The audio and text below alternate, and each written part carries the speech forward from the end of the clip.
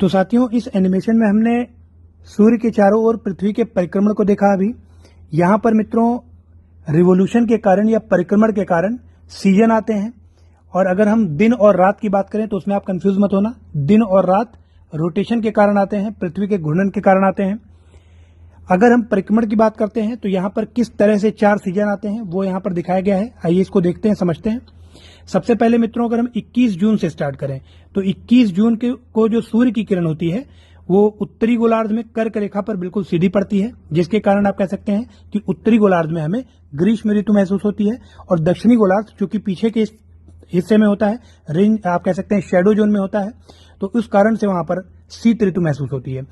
इसी के विपरीत अगर हम 22 दिसंबर के दिन को देखें तो 22 दिसंबर को जो सूर्य की किरण है वो दक्षिणी गोलार्ध में मकर रेखा पर बिल्कुल सीधी पड़ती है, जिसके कारण दक्षिणी गोलार्ध में हमें ग्रीष्म ऋतु महसूस होती है, और उत्तरी गोलार्ध में 22 दिसंबर के दिन शीत ऋतु अनुभव होती है।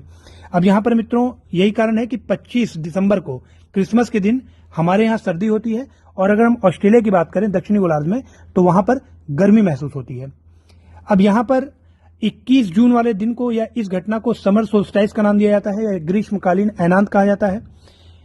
सूर्य की किरण 21 जून को कर्क रेखा या कैंसर पर सीधी पड़ रही है। इसी के विपरीत अगर विंटर सोल्स्टाइस की बात करें तो 22 दिसंबर को शीत ऋतु या आप कह सकते हैं शीतकालीन ऐनांत का नाम दिया जाता है इसे, विंटर सोल्स्टाइस को। अब यहाँ पर आप देखेंगे 3-3 महीने के अंतर पर हमारे यहाँ सीजन चेंज होते हैं। जैसे अगर जून में उत्तरी गोलार्ध में गर्मी है तो वहीं पर 3 महीने के पश्चात अगर सितंबर की हम बात करें तो वहां पर पतझड़ आ जाती है उत्तरी गोलार्ध में, और 23 सितंबर की घटना होती है जिसको ऑटम इक्विनॉक्स कहा जाता है। इक्विनॉक्स क्यों कहते हैं? क्योंकि यहाँ पर इक्वेटर पर, विषुवत रेखा पर दिन और रात बराबर होते हैं। ठीक उसी तरह 3 महीने के पश्चात 22 दिसंबर की अगर हम बात करें या दिसंबर के महीने में अगर हम देखें तो जो उत्तरी गोलार्ध है वहां पर सर्दी आ जाती है और दक्षिणी गोलार्ध में गर्मी आ जाती है। फिर 3 महीने पश्चात वापस जो सूर्य हमारा है वो विषुवत रेखा पर चला जाता है, इक्वेटर पर चला जाता है, और उत्तरी गोलार्ध में आप कह सकते हैं बसंत का मौसम आ जाता है। इसको स्प्रिंग इक्विनॉक्स कहा जाता है, और ये घटना घटती है आपकी 21 मार्च को। अब यहाँ पर एक ध्यान देने योग्य बात यह है कि जो सूर्य है वो ट्रॉपिक्स के बीच में ही मूव करता है। ट्रॉपिक्स का मतलब ट्रॉपिक ऑफ कैंसर कर्क रेखा और ट्रॉपिक ऑफ कैप्रिकॉर्न मकर रेखा, इनके बीच में ही सन का मूवमेंट होता है। तो आइए सन के मूवमेंट को समझते हैं। यहां पर आप देखेंगे कि ट्रॉपिक ऑफ कैंसर कर्क रेखा और मकर रेखा ट्रॉपिक ऑफ कैप्रिकॉर्न, इनके बीच में ही सन मूव करता है पूरे साल। अगर हम विंटर सोल्स्टाइस से स्टार्ट करें, शीतकालीन ऐनांत से स्टार्ट करें, तो 22 दिसंबर के दिन आप देखेंगे कि जो सूर्य होता है वो मकर रेखा पर होता है। फिर आपका 21 मार्च को स्प्रिंग इक्विनॉक्स होता है, सूर्य आपका विषुवत रेखा पर आ जाता है।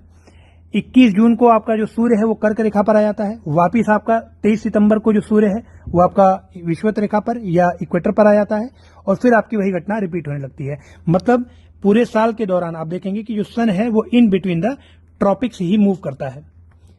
अब यहां पर यही कारण है कि due to the presence of sun once in a year on every latitude, each and every latitudes in between the tropics, tropic of Capricorn और ट्रॉपिक ऑफ कैंसर, यहां पर जो ये वाला जो जोन है हर लैटिट्यूड, हर अक्षांश पर वर्ष में एक ना एक बार सूर्य सर के ऊपर होता है। इस कारण से यहाँ पर टेम्परेचर बहुत ज्यादा होता है और इसे टॉरिड जोन कहा जाता है। इसके जो बियॉन्ड की अगर हम बात करें क्षेत्र की, इसके पीछे के क्षेत्र की, तो वह आपका आ जाता है टेम्परेट जोन। और फिर जो सब पोलर रीजन है हमारा 66.5 डिग्री उत्तरी अक्षांश और 66.5 डिग्री दक्षिणी अक्षांश, उसके पीछे वाला जो क्षेत्र है उपध्रुवीय क्षेत्र के पीछे वाला क्षेत्र, उसे हम फ्रिजिड जोन कहते हैं, क्योंकि वो पूरे साल बर्फ से ढका होता है, क्योंकि सूर्य की किरणें वहां पर सीधी ना पड़ के स्लेंटेड पड़ती हैं, तिरछी पड़ती हैं। एक स्टेटमेंट याद रखिएगा, हमेशा कहा जाता है कि sun never moves beyond the tropic. जो सूर्य है वो कभी भी अक्षांशों के विपरीत या अपोजिट नहीं जाता है। अक्षांशों का मतलब हो गया जो ट्रॉपिक ऑफ कैंसर और ट्रॉपिक ऑफ कैप्रिकॉर्न है, इनके पीछे सन कभी नहीं जाता है। इसीलिए यहां पर जो इनके बीच वाला क्षेत्र है उसे हम टॉरिड जोन कहते हैं, या इसी को हम उष्ण कटिबंध का नाम देते हैं। Thank you so much.